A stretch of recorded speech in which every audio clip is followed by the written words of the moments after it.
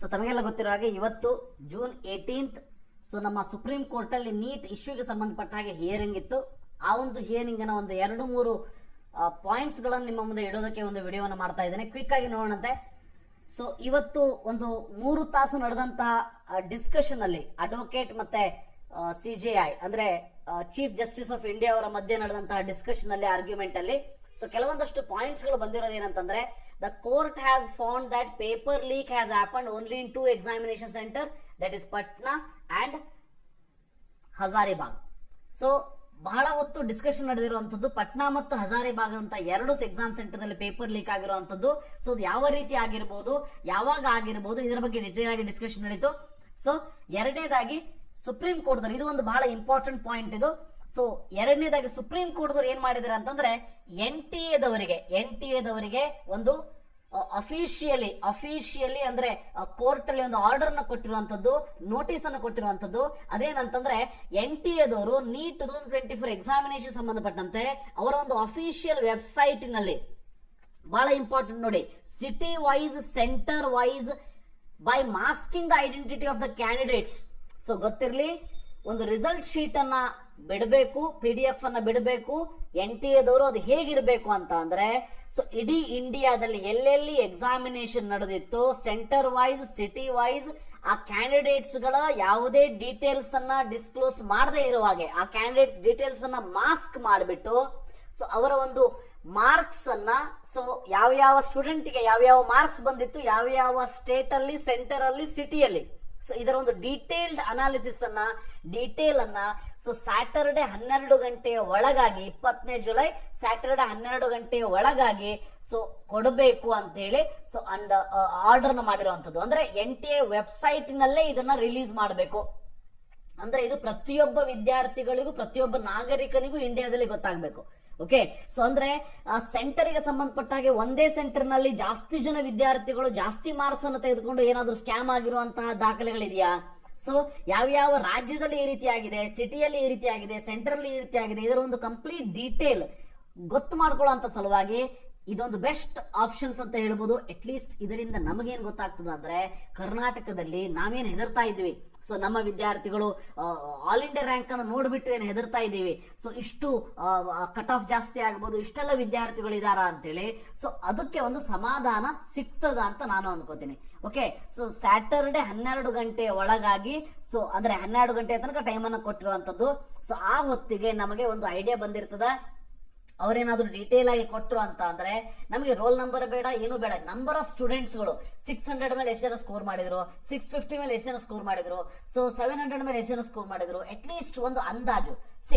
ಬೇರೆ ರಾಜ್ಯದ ವಿದ್ಯಾರ್ಥಿಗಳು ಕರ್ನಾಟಕಕ್ಕೆ ಬಂದು ಬರೆದಿರಬಹುದು, ಇಲ್ಲ ಕರ್ನಾಟಕದ ವಿದ್ಯಾರ್ಥಿಗಳು ಬೇರೆ ಕಡೆ ಹೋಗಿ ಬರೆದಿರಬಹುದು. ಓಕೆ, ಸೊ ಅವರೆಲ್ಲರೂ ಕೂಡ 85% ಅಲ್ಲಿ ಬರಬಹುದು. ಆದರೆ ನಾನು ಹೇಳೋದೇನಂತಂದ್ರೆ, ಈ ಒಂದು NTA ರಿಲೀಸ್ ಮಾಡುವಂತಹ ಶೀಟ್ ಅಲ್ಲಿ ಯಾವ ರೀತಿ ಕೊಡ್ತಾರೆ ನನಗೂ ಕೂಡ ಗೊತ್ತಿಲ್ಲ. ಓಕೆ, ಸೊ ಆ ಒಂದು ಐಡೆಂಟಿಟಿ ಆಫ್ ದ ಕ್ಯಾಂಡಿಡೇಟ್ ಅನ್ನು ಮಾಸ್ಕ್ ಮಾಡಿಬಿಟ್ಟು ಕೊಡಬೇಕು, ಡಿಸ್ಕ್ಲೋಸ್ ಮಾಡೋ ಹಾಗಿಲ್ಲ. ಸಿಟಿ ವೈಸ್, ಸೆಂಟರ್ ವೈಸ್ ಕೊಡಬೇಕು.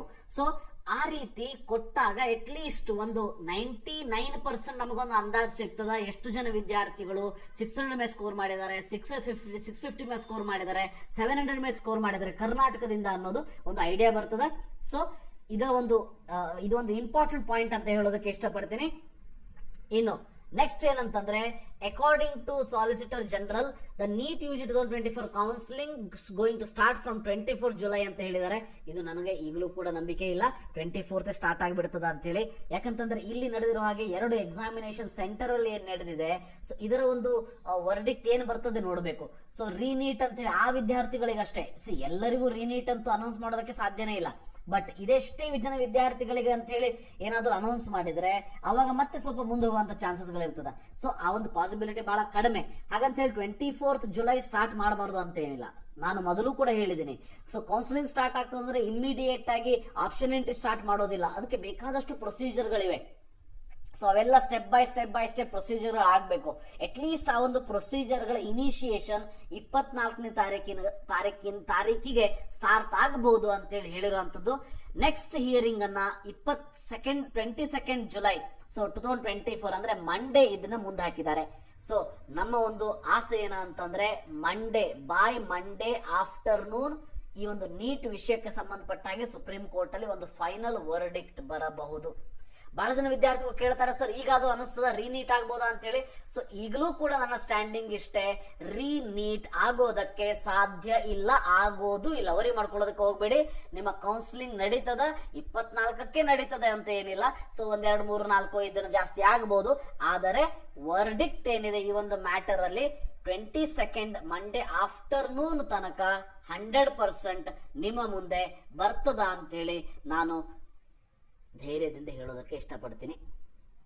ಎಸ್, ಬಟ್ ಬಹಳ ಲೈಕ್ ಆಗಿದೆ ಏನಂತಂದ್ರೆ ಇವತ್ತಿನ ಒಂದು ತೀರ್ಪಲ್ಲಿ ಸೊ ದಿಸ್ ಪಾಯಿಂಟ್, ಈ ಪಾಯಿಂಟ್ ಏನಾದ್ರೂ ಕರೆಕ್ಟ್ ಆಗಿ ಕ್ಲಿಯರ್ ಆಗಿ ಅವರು ಕೊಟ್ಬಿಟ್ರು ಅಂತ ಅಂದ್ರೆ ಎಷ್ಟೋ ಜನ ವಿದ್ಯಾರ್ಥಿಗಳು, ನಾನು ಯಾವಾಗಲೂ ಹೇಳ್ತಾ ಇರ್ತಿದ್ದೆ, ಸೊ ಸರ್ ನಂದು ರ್ಯಾಂಕ್ ಇಷ್ಟೆಲ್ಲ ಜಾಸ್ತಿ ಆಗಿದೆ, ಸೊ 580 ಬಿದ್ದು ನಾನು ಸೀಟೇ ಸಿಗೋದಿಲ್ಲ, 600 ಬಿದ್ದು ಸೀಟೇ ಸಿಗೋದಿಲ್ಲ ಅಂತ ಏನ್ ಹೇಳ್ತಾರೆ.